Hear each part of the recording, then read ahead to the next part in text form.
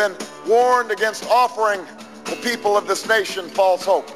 After his first loss to Senator Hillary Clinton in the New Hampshire primary, Barack Obama picks up and continues his ambitious quest to become President of the United States. Obama sits down with the editorial board of the Reno Gazette-Journal. During the interview, he makes glowing references to the legacy of former President and Republican icon, Ronald Reagan. Ronald Reagan changed the trajectory of America in a way that, Richard Nixon did not, and in a way that Bill Clinton did not. He tapped into what people were already feeling, which is we want clarity, we want optimism. Obama's remarks about Reagan are not overlooked by his Democratic opponents. He created a tax structure that favored the very wealthiest Americans. This president will never use Ronald Reagan as an example for change. We love you, Barack! The heat intensifies between Clinton and Obama as the South Carolina primary approaches. There's a lot of anticipation for the South Carolina debate. Senator Barack Obama. Obama predictably finds himself defending his Reagan comment from a few weeks earlier. So I want to be clear. What I said had nothing to do with their policies. I spent a lifetime fighting against Ronald Reagan's policies. I did not mention his name. Your husband did. Well, I'm here. He's not. Okay, well, I can't tell who I'm running against sometimes. I was like, oh my God, like, that's not what he's about. That's not what this is about. It shouldn't be like this.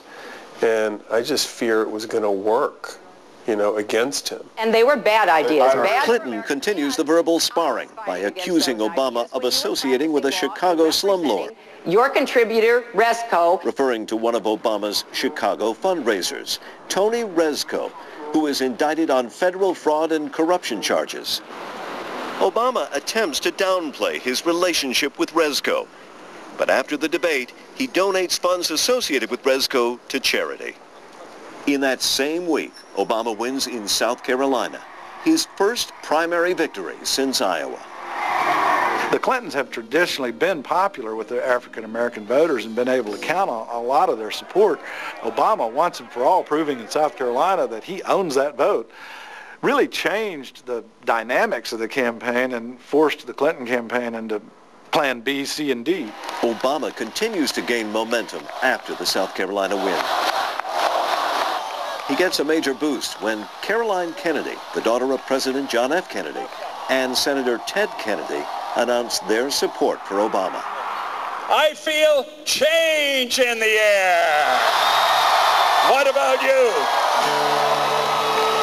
But even the Kennedys can't guarantee a win for Obama on Super Tuesday. With 22 states voting and John Edwards no longer in the race, Obama and Clinton go head-to-head. But the day after Super Tuesday, there is still no clear frontrunner. Obama wins more states, but Clinton gains more delegates. Super Tuesday was a loss for Obama. That was an opportunity to lock down this nomination. He needs to prove that he can win a big, wide-open primary in a populous state that Democrats need in the general election. I am so grateful to be here.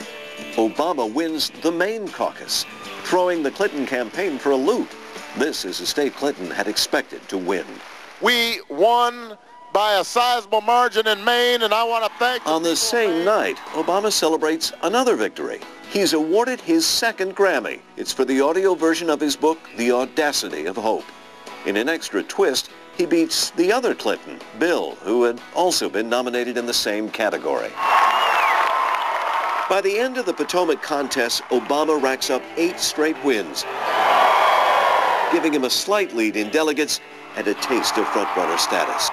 In March, Obama's lead in the delegate count is widening when controversy erupts over views expressed in past sermons and writings by his pastor, Reverend Jeremiah Wright. No, no, no, not God bless America, damn America. Wright resigns from an Obama campaign religious advisory committee, but Obama still faces pressure to explain his relationship with the outspoken Reverend.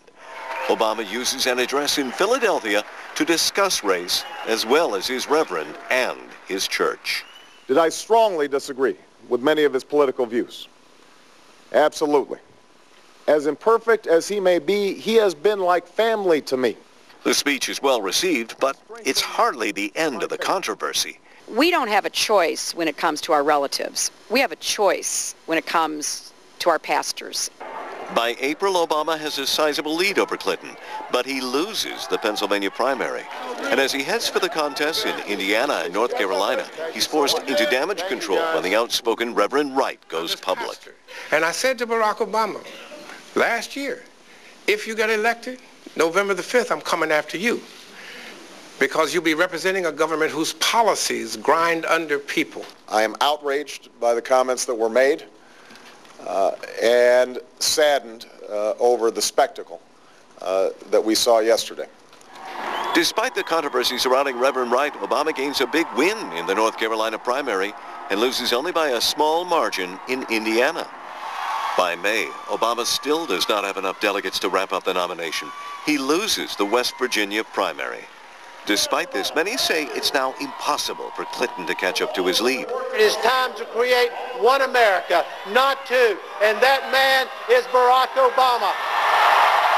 The following week, another loss in Kentucky, but it's coupled with a win in Oregon.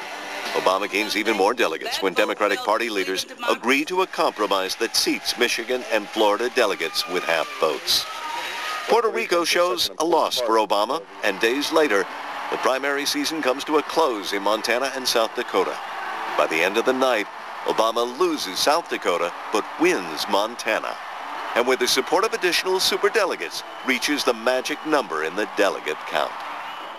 Tonight, I can stand here and say that I will be the Democratic nominee for the President of the United States of America.